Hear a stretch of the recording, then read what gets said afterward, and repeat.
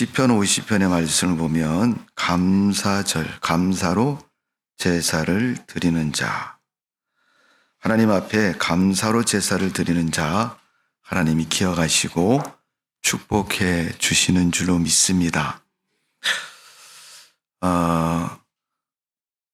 50편 표제를 보시면 아삽의 시라고 되어 있죠. 아삽이라는 사람 이름입니다. 그 뜻은 모으는 자. 여러분, 우리가 닭이나 오리를 키워보시면, 특히 닭을 키워보시면 닭은 땅바닥을 발가락으로 막 파헤쳐요. 왜 파헤치죠? 네, 땅 속에 있는 벌레를 잡으려고 파헤치잖아요, 여러분.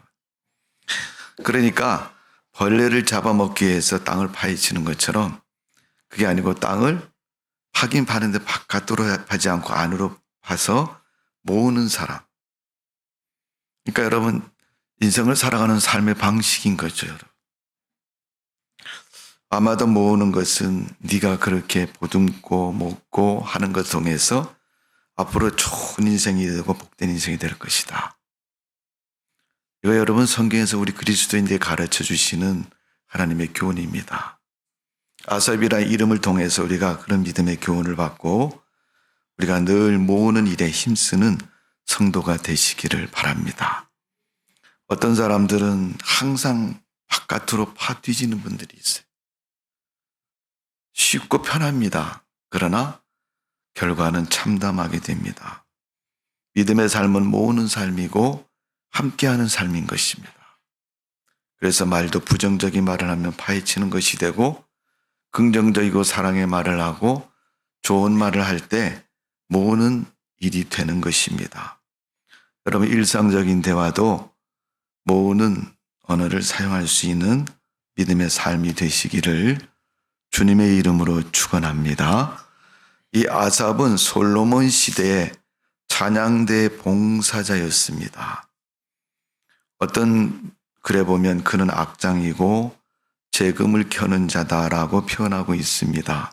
그러니까 음악과 관련해서 하나님을 찬양했던 그런 사람이 아삽입니다. 그러기에 하나님을 찬양하고 노래하는 시편이라는 글에는 그 아삽의 시가 굉장히 여러 편이 있습니다. 오늘 본문 읽은 50편도 아삽의 시고 73편에서 83편까지 이 11편의 시가 아삽의 시입니다. 그래서 노래하는 그 자체는 여러분 축복이지 않습니까? 어떤 노래는 막 눈물이 날 정도로 슬픈 노래가 있는가 하면 어떤 노래는 들으면 고개가 저절로 끄덕여지고 어떤 노래는 기분이 좋아지고 어떤 노래는 들으면 아주 흥에 넘치는 그런 모습이 될 수 있습니다. 그러니까 아삽이 하나님을 노래하고 찬양했다는 것은 솔로몬 시대 하나님을 찬양하는 그 찬양대에서 하나님께 노래로 영광을 돌렸다는 거예요. 여러분, 성가대는 내가 이름이 나기 위해서 하는 겁니까? 아니죠. 예배 가운데 하나님을 찬양하기 위해서 부르는 노래지 않습니까? 오늘 시편 50편의 이 아삽은 그런 믿음으로 하나님께 영광을 돌렸고 하나님을 찬양했던 그런 믿음의 사람입니다.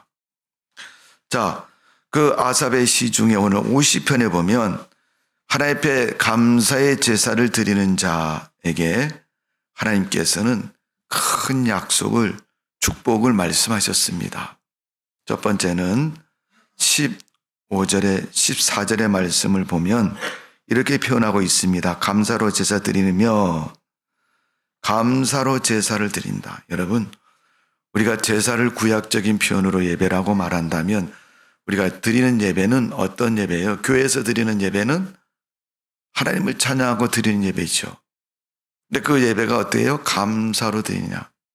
고마운 마음, 기쁜 마음, 즐거운 마음, 행복한 마음, 또 그 마음이 늘 넉넉하고 풍성한 마음으로 드리느냐? 여러분 어떻습니까? 여러분이 드린 예배는 그런 예배입니까? 목사님 그거 1년에 몇 번 되겠습니까? 우리가 그렇게 드리기 쉽잖아요, 여러분. 근데 1년 가도 한 번도 그렇게 예배를 못 드린 사람 있어요, 여러분. 근데 그런 분들의 특징을 보면 항상 문제가 뭐냐 하면, 야, 오늘 예배 잘 드려야 되는데, 그러고 왔는데, 재수 없어서. 저 인간이 왜 내가 한 목걸이를 똑같이 하고 온 거야? 그러면 그때부터 그 마음이 다 없어지고, 착한 마음으로 왔는데, 그 목걸이 때문에 마음이 싹 사라져버리는. 네. 그러니까 여러분, 그런 거 신경 쓰지 마시고, 나를 드릴 수 있는 마음으로 와서 드렸으면 감사하는 예배가 될 줄로 믿습니다. 대부분 그렇게 못 드리는 예배를 못 드리는 사람은 다른 사람 탓을 하는 거예요. 그 사람이 똑같은 걸 할 수도 있는 거지. 그게 왜 재수가 없는 일이고, 그게 왜 눈에 띄어가지고 내 마음을 망치냐 말이에요. 근데 감사의 예배가 될 수가 없고, 바른 예배가 될 수 없는 거죠. 오늘 여러분, 하나님께 드리는 예배가 그런 예배가 되어야 된다는 거예요. 내가 마음을 다하고 정성을 다. 오죽하면 예수님은 요한복음 4장에서 신령한 예배를 드리고 진정한 예배를 드리라 그랬잖아요. 그러면서 너희를 보는 하나님은 영이시라고. 영이신 하나님은 여러분, 눈으로 볼 수 있다고 해도 여러분, 그분은 영이시기 때문에 우리 속에도 들어갔다 나오십니다.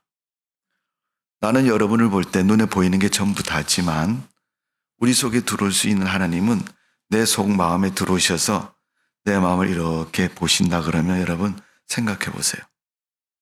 내 속에 시커먼 마음을 품고 있는데 하나님 오셔서, 야, 이게 뭐냐, 이게 청소 좀 해라. 집안꼴이 이게 뭐냐, 이게 청소 좀 해라. 너 마음에 청소 좀 해라. 그러면 어떻게 하실래요, 여러분? 영이신 하나님이 인간의 언어로 말씀하시지를 못하셔서 그렇죠, 여러분. 사람의 언어로 번역이 되고 말한다면 여러분 엄청나지 않겠습니까? 영이신 그분은 우리 속에 오셔서 우리 마음도 헤아려보시는 분이십니다. 내가 생각하는, 머릿속에 오셔서 내가 생각하는 것도 보시고 아시는 분이 하나님이십니다. 그분이 하나님이시고 영이시라고 말씀하셨어요. 여러분, 하나님을 어떻게 인정하십니까? 지혜가 있는 사람은 앞에 벌어진 현상을 보고도 나를 보는 사람이라 그래요. 이건 보통 머리 갖고는 안 되죠.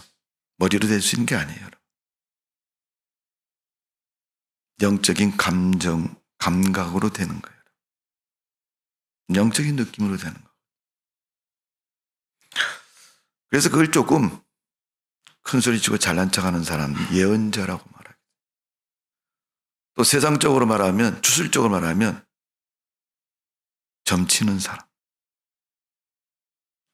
오늘 여러분, 감사로 제사를 드리는 것, 그런 자에게 하나님이 그 제사를 받으시고 그 인생을 축복하신다.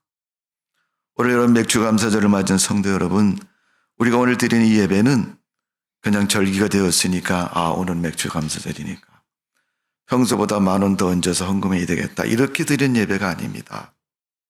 정말로 예배다운 예배를 회복하고 마음을 가지고 드리는 예배, 하나님 앞에 진정한 마음으로 드리는 예배가 오늘 이 시간 드리는 예배가 되어져야 될 줄로 믿습니다. 하나님은 15절에 보니까 감사로 예배 드리는 자에게 환난 날에 어려울 때 부르면 도와주신다는. 여러분, 내가 어려울 때 누군가의 도움이, 절실할 때 도와주면 얼마나 고맙고 얼마나 좋은 기회이고 얼마나 기쁘게 됩니까, 여러분.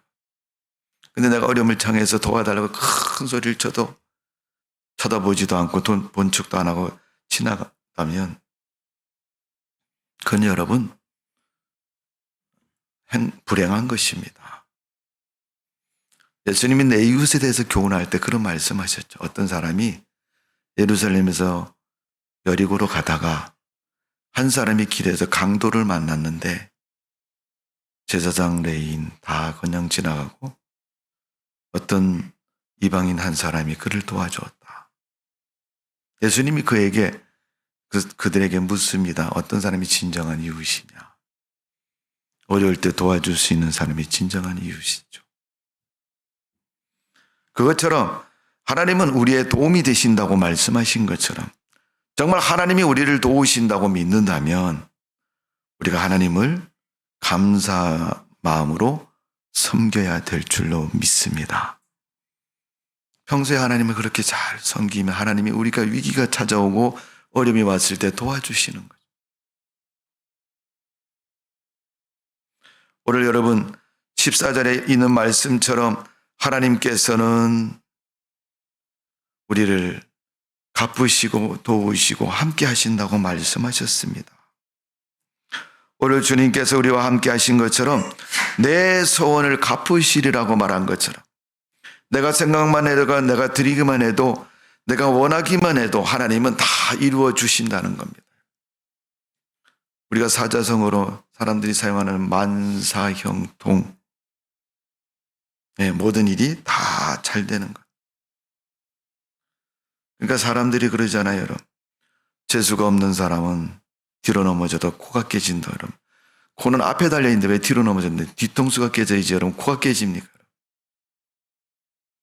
그게 성립이 안 되는 말이지만, 여러분. 그게 재수 없는 사람이라고 얘기하죠. 근데 여러분, 재수 있는 사람은 뭐예요, 여러분? 뒤로 넘어져도 5만 원짜리 붙잡고 일어나는 사람이라는 거예요. 뒤로 넘어졌는데 왜 넘어진 자리에 보면 5만 원짜리가 떨어져 있다.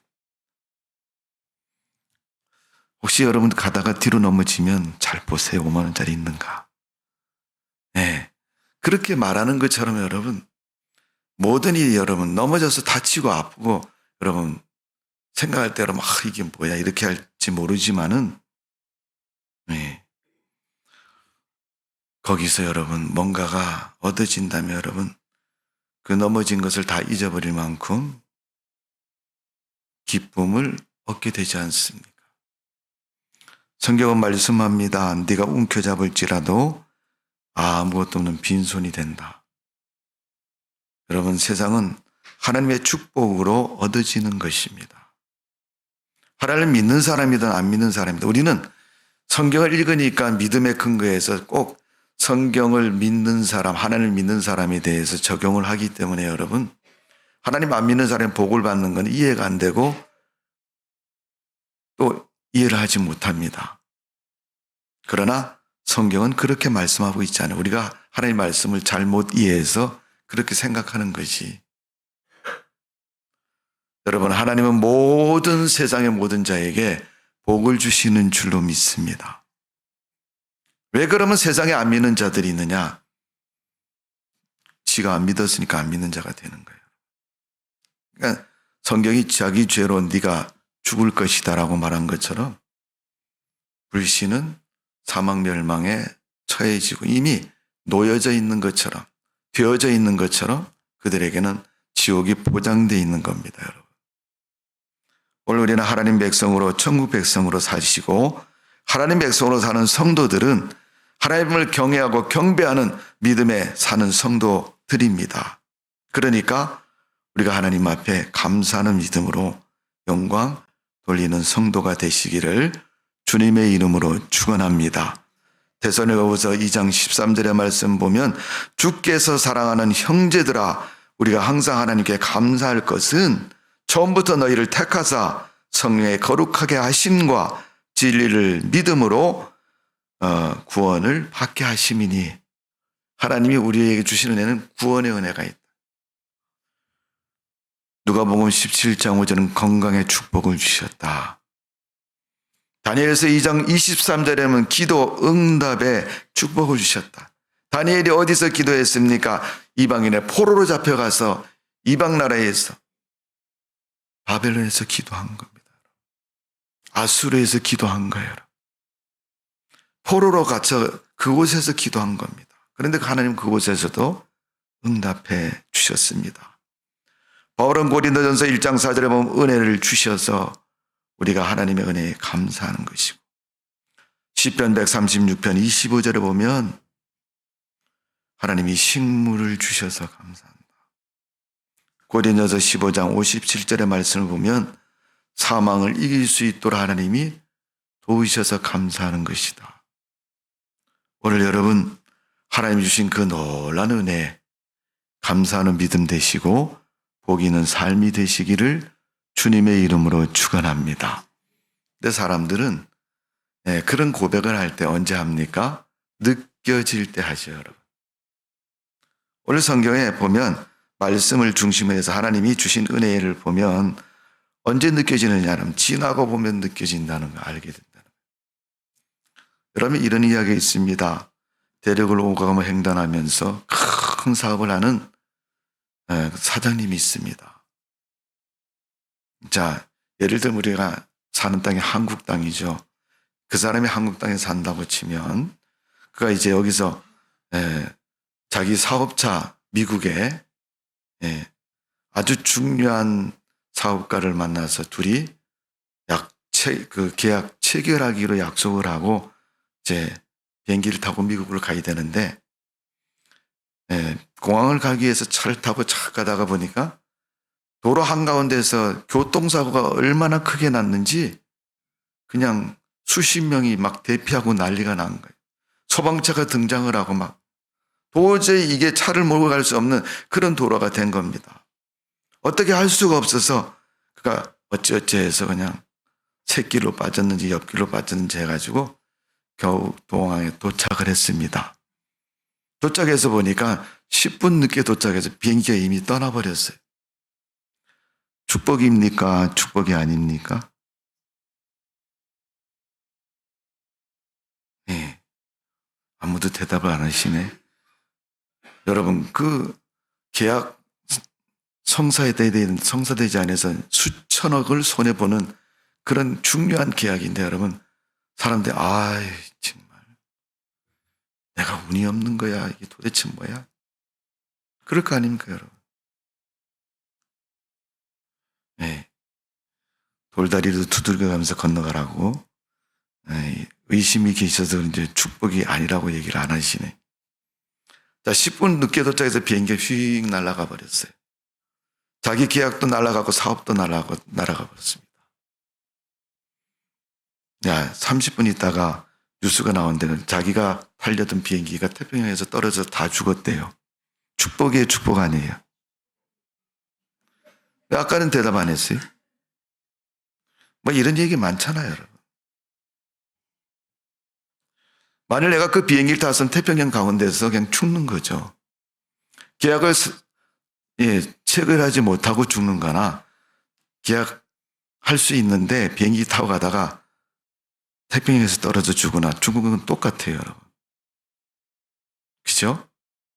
네. 그렇다면 여러분, 우리가 사람을 세상을 삶을 보면은 내게 유익이 되면 축복이고 내게 유익이 안 됐으면 축복이 아니다. 여러분, 계약을 체결하지 못해서 유익이 돼요, 안 돼요? 안 되죠. 근데 사람들에게 물어보면 그건 축복 아니라고 얘기를 해. 그럼 계약이 성사될 수 있도록 정상적으로 비행기를 탔어요. 가다가 태평양에 떨어져서 죽었어요. 축복이 축복 아니에요. 그러면 또 목사님 그것도 축복입니다. 왜 축복입니까? 물어보면요. 천국 갔으니까요. 그렇게 대답하는 사람이 있는데 여러분, 그냥 보편적인 논리로 그렇게 말장난하지 마시고 그냥 평범한 논리로 얘기했을 때 우리가 축복이 아니라고 말하잖아요. 근데 이 사람이 비행기를 놓친 거는 여러분, 그 비행기 어떻게 된 결과를 보니까 내가 안 타길 참 잘했다.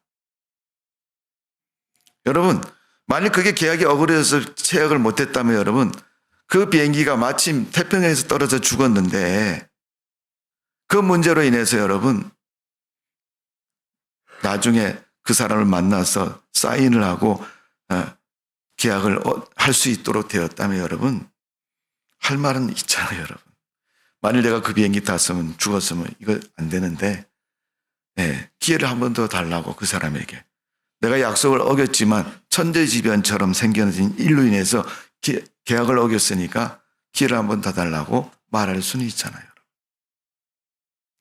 우리가 세상을 살면서 여러분 세상에서 벌어진 일을 보고 사람들은 말을 합니다. 이거 나쁜 것이고 불행한 것이고 왜 재수가 없는 것이고 뭐 이렇고 저렇고 얘기를 합니다. 그런데 하나님께서 우리에게 말씀합니다. 내가 너를 알고 네 인생의 미래를 아는 내가 너를 도왔다고 말씀하시는 겁니다. 우리는 내 뜻대로, 내 마음대로, 내 프로그램대로, 내 생각대로 되어야 축복이고 만족이 있는 것이고 감사하는 것으로 여기지만 특별히 하나님 맥주감사절 통해서 아무것도 생각이 안 나는데요. 그렇다 할지라도 하나님이 내 곁에 계시고 너를 구원하셨고 내 하나님이 나다라고 말씀하십니다. 그 하나님 앞에 감사할 수 없느냐라고 물으십니다. 여러분 감사할 수 있습니까? 하나님이 나의 하나님인 것에 감사할 수 있습니까, 여러분? 하나님을 믿는다면 그런 감사가 우리의 믿음의 감사가 되어져야 될 줄로 믿습니다. 안 되면 안 되는 이유가 있는 것이고 잘 되면 잘 되는 목적과 이유가 있는 것입니다. 오늘 감사하는 믿음을 가진 사람은 어떤 상황과 처지에 처해도 하나님을 믿는 믿음이 변질되거나 바뀌어지지 않습니다. 하나님이 주신 사명이 바뀌어지지 않습니다. 그 사명이 사명인 거죠. 하나님은 삶의 순간마다 도우시는 분이 하나님이십니다. 지나고 보면 하나님의 은혜였습니다. 그 하나님은 지금도 우리를 그 은혜로 도우시는 분입니다. 나의 현실의 삶의 여정 속에서 그분은 우리를 도우시는 것입니다. 오늘 본문 14절 15절의 말씀을 보면 이렇게 말합니다. 15절에 보면 환난 날에 나를 부르라 내가 너를 건지리니 내가 나를 영화롭게 하리로다. 하나님이 어려울 때 건져주신다. 도움을 받았죠. 그때 하나님이 그에게 말씀하십니다. 나를 영화롭게 해라. 네가 나를 영화롭게 하는 것이 마땅하다라고 말씀하고 있습니다. 하나님의 은혜를 깨달았으면 은혜라고 말하는 것이 그 말인 거죠. 이거 하나님이 주신 거야. 여러분 집에서도 이거 우리 엄마 아빠가 나 주신 거야. 자녀들이 말하는 거죠. 예, 우리 젊은이들은 그럴 거예요. 뭐 부모님이 자기에게 뭘 줬느냐. 요즘 우리 젊은이들은 굉장히 중요하다며 그게. 뭐 옛날에도 그랬을 거예요, 여러분. 부모가 많은 걸 주면 살아가는데 더 편한 것이고 쉬운 것이고 또 힘들 때 도움이 되는 거예요. 자기들끼리 앉아가지고 얘기를 하는 거죠. 야, 너는 엄마가 뭐 줬냐? 너네 부모님 뭘 유산으로 줬냐? 나는 집을 줬다. 나는 차를 줬다. 땅을 줬다. 뭐 이런 걸 얘기를 하고 있는데 그럼 내 부모님은 뭘 안 줬나? 아무리 뒤져봐도 준 게 없어요. 그냥 오늘 이 날까지 그냥 내 부모님한테 얹혀 살 수 있도록 그냥 그렇게 도와주셨다. 그러면 대부분 사람들이 그 상황 속에서 그렇게 얘기합니다. 집을 받는 사람은 야, 넌 좋겠다. 사는 집이 있으니까. 근데 나는 월세로 살거든. 그러니까 비교해보니까 이게 우리 부모님은 아무것도 안 해줬어. 근데 여러분 생각해 보세요. 집을 유산으로 준 애들이나 아무것도 못 준 애들이나 어떻게 해요? 지금 이 순간까지 키워주고 먹여주고 함께했던 부모의 모습은 동일한 것입니다. 그러지 않아서 죽었을 거예요. 벌써 어려서 굶어서 죽었을 것이고 병 걸려서 죽었을 겁니다. 그렇지 않고 지금까지 살아있도록 먹을 것과 입을 것을 제공해주고 함께했던 그 부모의 모습은 고마운 모습이 아닙니까? 여러분? 사람들은 세상을 살면서 뭐 그런 것들은 당연한 것으로 여겨요. 우리나라가 전쟁이 없으면 전쟁 없는 게 당연한 것이고 전쟁 있는 나라에 가면 여러분 지금 폭탄이 어디로 떨어질지 몰라가지고 하늘만 쳐다보고 다니는 그런 불행한 삶을 사는데 전쟁이 없는 나라에 가면 그 염려할 필요도 없고 걱정할 필요도 없어요. 그러면 전쟁이 없는 나라의 사람은 그게 당연한 것입니까? 전쟁이 있는 나라는 폭탄이 날아왔는데 안 맞았으니까 고마운 일이고 감사한 일입니까, 여러분? 하나님은 오늘도 도우시는 분이 하나님이십니다. 여러분의 삶의 지경이 어떤 모습이고 어떤 형편인지는 모르지만 그 모든 삶 속에서 하나님이 함께 하시고 도우시고 역사하시고 동행하신다는 사실은 큰 축복인 줄로 믿습니다. 감사하지 않아요, 여러분? 그 다음에 감사는 앞으로 감사라고 말합니다. 내가 살아가야 할 삶, 내가 살아가야 할 인생. 요한복음 14장 1절 2절에 보면 내가 먼저 가노니 하나님 예수님께서 그렇게 말씀하시면서 내 아버지 집은 거할 곳이 많다. 그렇게 말씀하시면서 내가 너희의 거처를 준비하러 가노라. 네가 앞으로 하나님 나라 오면 그것을 내가 가서 준비해 주겠다. 라고 말씀하고 있는 거예요. 여러분, 우리의 삶의 보장이지 않습니까? 미래에 대한 보장 아닙니까? 하나님이 내 영혼에 대해서도 내 미래에 대해서도 준비하시고 보장하신다는 거 여러분 얼마나 감사하고 있습니까? 근데 대부분 여러분 감사는 앞에 있는 거는 눈에 안 보이니까 못한다 할지라도 지나온 것은 할 수 있잖아요, 여러분. 지나온 것. 어떤 집사님 가정의 이야기입니다. 무슨 이야기냐면 이 집사님은 매주일 토요일마다 가정 예배를 드립니다.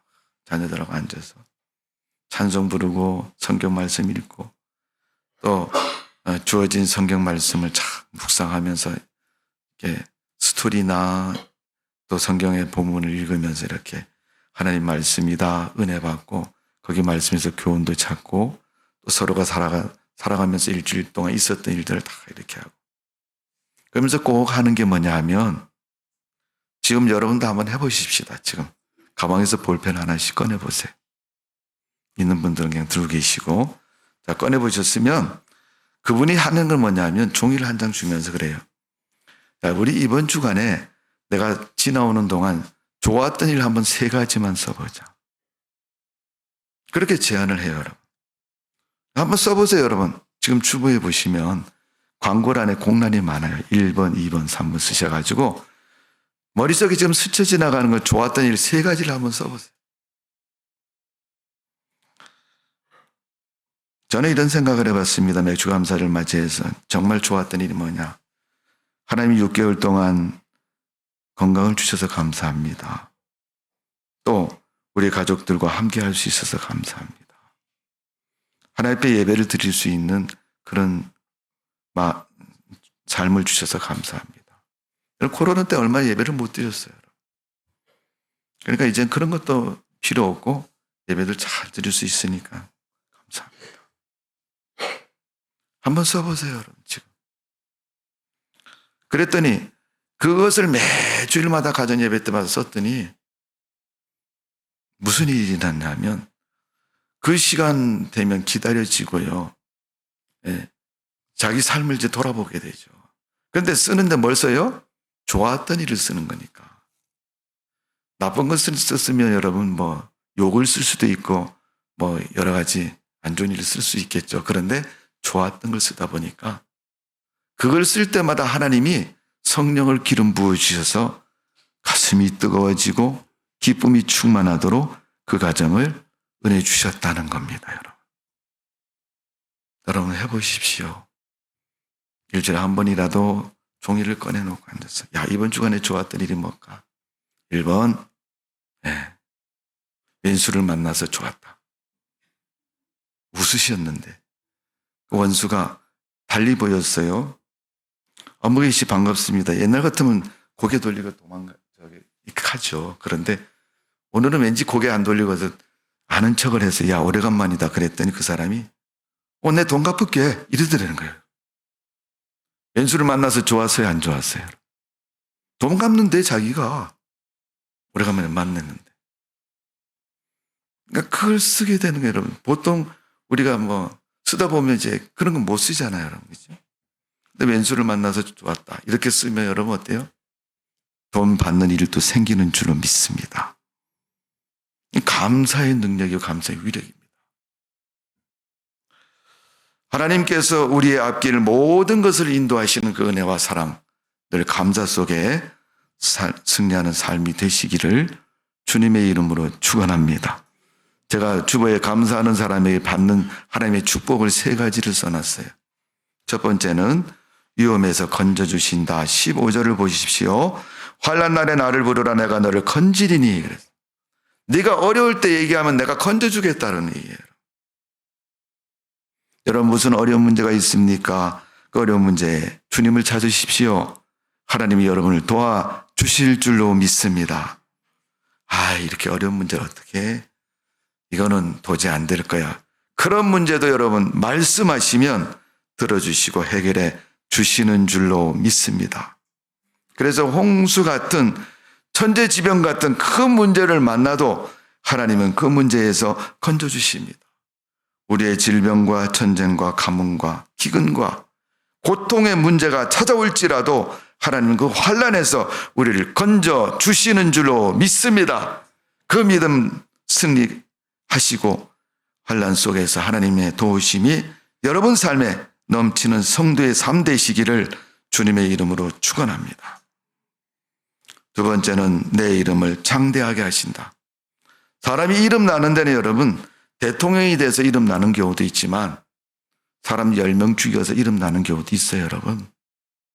악한 악독범이라고 사기치고 도둑질해갖고 여러분 이름 나는 사람도 있습니다. 그런데 세상에서는 여러분 드러난 것, 피해자가 제보한 것은 그 이름이 세상에 나올지 모르지만 피해보고 드러나지 않은 것은 세상에 안 나와요, 여러분.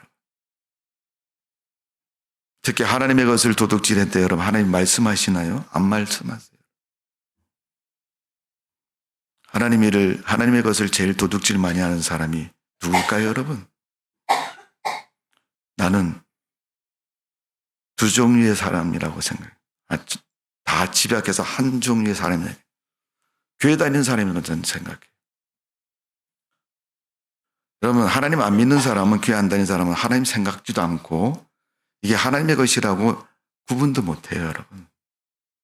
그냥 자기 눈에 보이면 야, 이거 내가 가지면 좋겠다 그러면 갖는 거예요. 근데 하나님을 믿는 사람은 눈앞에 펼쳐진 게 일단은 1차적으로 하나님이 우리 인간에게 주신 선한 양심이 있기 때문에 양심으로 분별해 보는 거지. 이거 가져도 될까 말아야 될까. 조금 더 신앙이 있는 사람은 이거 신앙적인 면에서, 믿음 면에서 가져도 될까 안 가져도 될까. 그걸 생각해 보는 거죠. 하나님을 모르는 사람, 안 믿는 사람은 그걸 생각하지 않는다 그랬어요. 근데 여러분, 우리에게는 하나님이 주신 은혜가 있기 때문에 압니다. 금방 보면요. 생각해 보면 알아요. 그럼에도 취하는 건 뭐예요? 그때부터 도둑이 되는 거예요. 그거 갖지 말아야 되는데 가졌으니까. 정당한 방법이 아니고 속이는 방법으로, 남의 것을 몰래 손으로 꺼내는 방법으로 가지니까 여러분 도둑질이 되는 거예요. 그래서 제가 하나님을 믿는 사람이 하나님의 것을 제일 도둑질을 말해야 한다고 말씀을 드립니다. 그러나 정당하고 바르고 하나님 말씀을 따라 순종하며 사는 그 사람은 하나님이 그를 높여주시고 빛나게 하시고 기쁘게 하시고 그 이름을 세상 가운데서 교훈으로 세우셔서 쓰시는 거예요, 여러분. 그 모습이 창세기 12장에 아브라함의 이름을 통해서 나와 있습니다. 창세기 12장 2절에 내가 너로 큰 민족을 이루고 내게 복을 주어 내 이름을 창대케 하리니 너는 복이 될지라. 복이 된다는 복의 근원을 말하는 것이고 복 자체를 말하는 거예요. 너는 복이다. 여러분 금덩어리 보고 너는 금이다 이렇게 말하는 거죠. 믿음의 사람을 보고 하나님은 너는 복이다 이렇게 얘기하셨어요. 여러분 복이 되는 인생이 되시고 성도 되시기를 주님의 이름으로 축원합니다. 세상 예수 믿는 사람이든 안 믿는 사람들 복 받는 거 거절하는 사람은 아무도 없습니다. 너 복 줄까? 그러면 빨리 줘. 이렇게 얘기하죠. 복 줄까? 그런데 싫어. 갖다 버리고 가는 사람 없어요, 여러분? 다 자기 것으로 안고 가죠. 그거 복 받으려고, 그 복이 내 것이 되려고. 하나님은 성도를 복이라고 말씀하셨습니다. 오늘 감사하는 믿음을 가진 성도 여러분, 여러분이 하나님의 축복되는 성도가 되시기를 주님의 이름으로 축원합니다. 그가 가는 곳에는 형통한 역사가 있었고, 그가 하나님을 섬기는 장소는 믿음의 장소요, 찬송의 장소요, 하나님의 축복의 장소가 된 것입니다. 오늘 여러분, 우리가 하나님 앞에서 그런 믿음의 사람 되시고 하나님께 영광 돌리는 성도의 삶 되시기를 주님의 이름으로 축원합니다. 자, 세 번째로 감사하는 성도에게 하나님 모든 일에 축복을 주신다. 자, 여러분 주보에 보면 신명기 16장 15절에서 17절 이렇게 써놨어요. 한번 이 말씀을 찾아보겠습니다. 구약성경 신명기 16장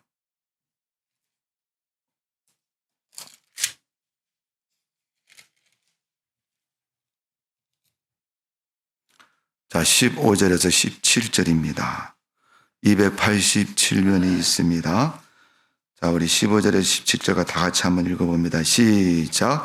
내 하나님 여호와께서 택하신 곳에서 너를 이레 동안 내 하나님 여호와 앞에 절기를 지키고 내 하나님 여호와께서 내 모든 소출과 내 손으로 행하는 모든 일에 복을 주실 것이니 너로 온전히 즐거워할지니라. 너의 가운데 모든 남자 1년에 3번 곧 무교절과 칠칠절과 초막절에 내 하나님 여호와께서 택하신 곳에서 여호와를 배웁되 빈손으로 여호와를 배웁지 말고 각 사람이 내 하나님 여호와께서 주신 복을 따라 그 힘대로 드릴지니라. 아멘. 절기를 지키는 자에게 하나님이 축복해 주신다 말씀하신 것처럼 맥추절에 여러분의 축복이 넘치시기를 주님의 이름으로 축원합니다. 기도하겠습니다. 아버지 하나님, 하나님이 우리를 축복하시고 복이라고 말씀하셨사오니 주를 믿는 주의 백성들이 그 복을 받고 누리는 성도가 되게 하여 주옵소서. 오늘 특별히 2024년 맥추절로 하나님 앞에 예배를 드립니다. 예배 가운데 임재하신 주님을 만나고 그 복된 삶이 우리의 삶 되도록 은총을 내려 주옵소서. 감사와 영광과 찬송을 올려드립니다. 하나님이 은혜 주신 그 은혜에 감사하며 기쁨으로 영광 돌리는 믿음 되게 해 주옵소서. 예수님의 이름으로 기도하옵나이다. 아멘.